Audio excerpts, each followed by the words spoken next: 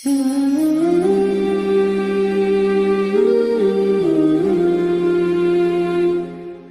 باللہ من الشیطان الرجیم بسم اللہ الرحمن الرحیم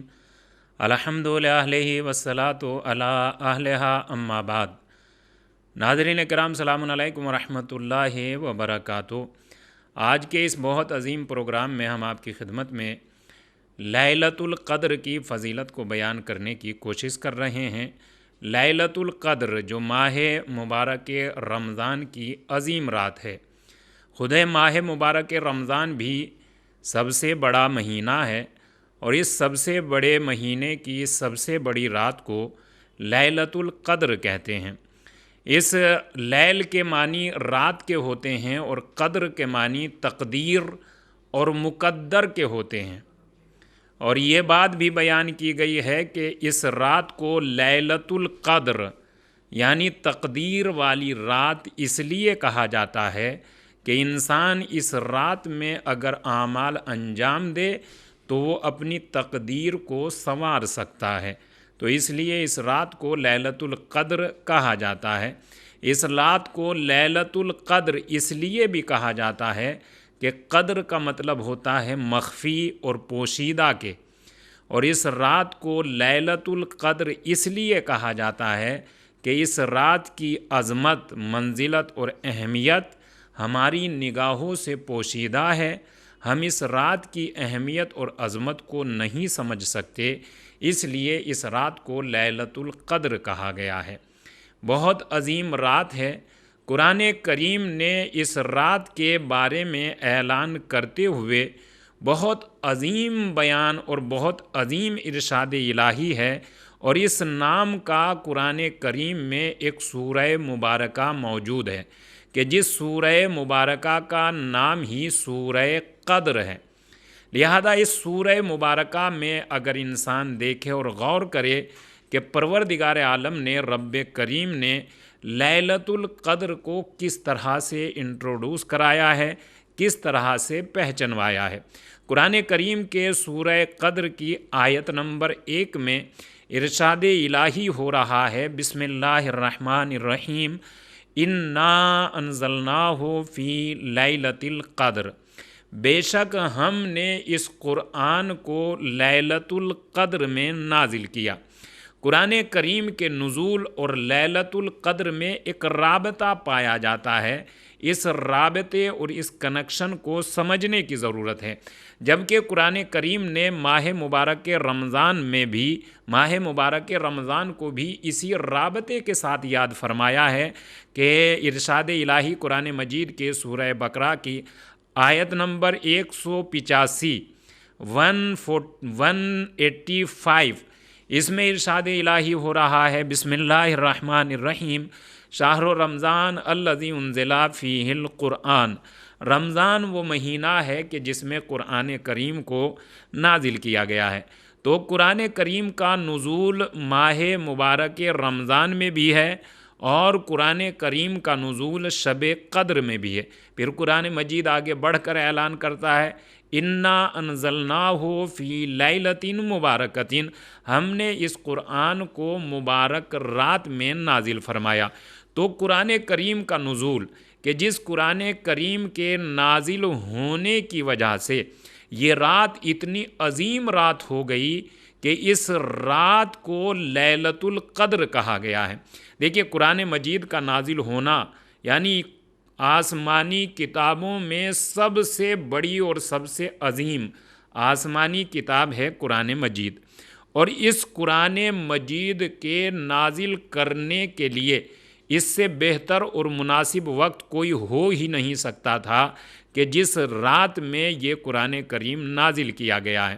قرآن کریم کو نازل کرنے کے لیے پروردگار عالم نے جو الفاظ اس سورہ مبارکہ میں ارشاد فرمائے ہیں، وہ الفاظ بھی قابل غور ہیں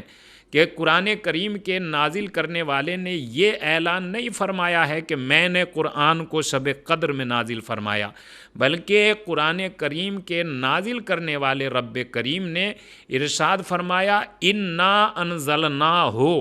بے شک ہم نے قرآن کریم کو نازل فرمایا۔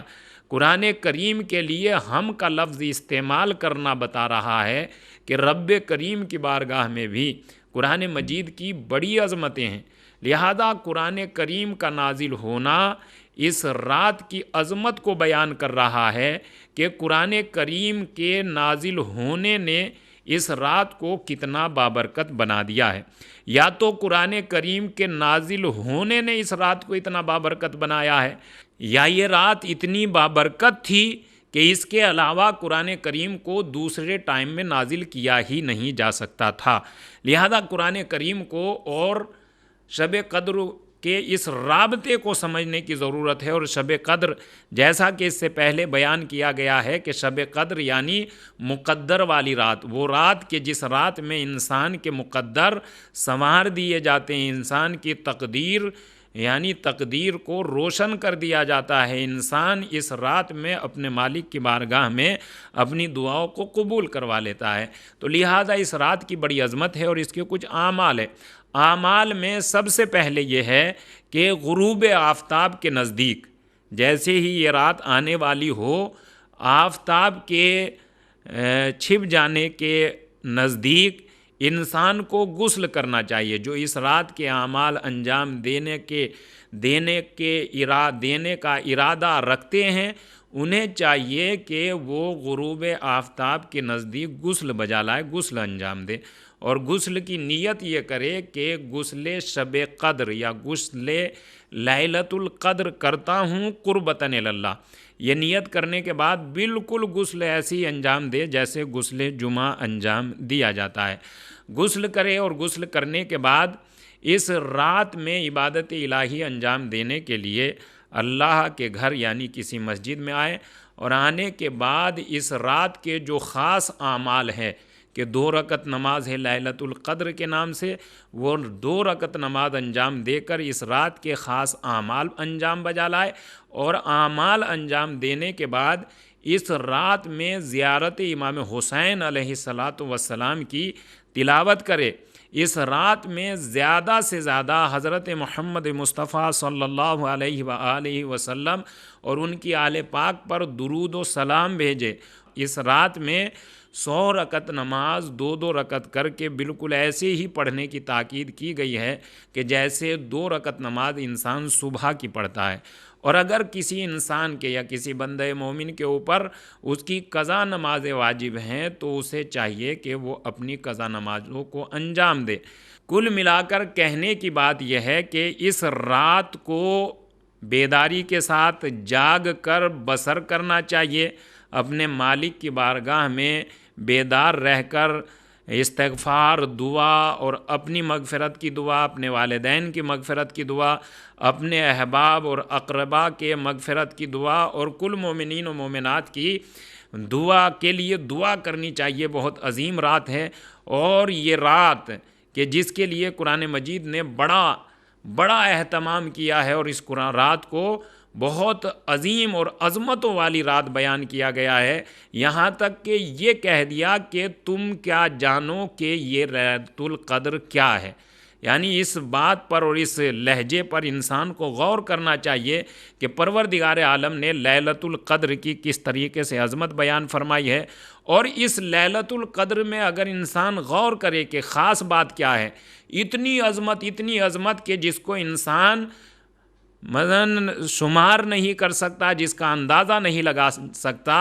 لیکن پروردگار عالم جب برکت نازل کرنا چاہتا ہے تو اتنی برکتیں اسی ٹائم میں نازل کر دیتا ہے جو نارمل طرح سے ایک رات کا ٹائم ہوتا ہے۔ مثلاً یہ رات اتنی بابرکت ہے اور اتنی بڑی رات ہے، تو ایسا نہیں ہے کہ اتنی بابرکت اور اتنی بڑی رات ہونے کی وجہ سے اس کی ٹائمنگ کچھ بڑھا دی گئی ہو، بلکہ ٹائمنگ اس کی اتنی ہی ہے جتنی نارمل راتوں کی ٹائمنگ ہوتی ہے، مگر پروردگار عالم نے اتنی ہی ٹائمنگ میں اتنی برکتیں رکھ دی کہ اگر انسان ان برکتوں کو حاصل کرنا چاہے تو بآسانی یہ کہا جا سکتا ہے کہ پوری زندگی کے اعمال ایک طرف،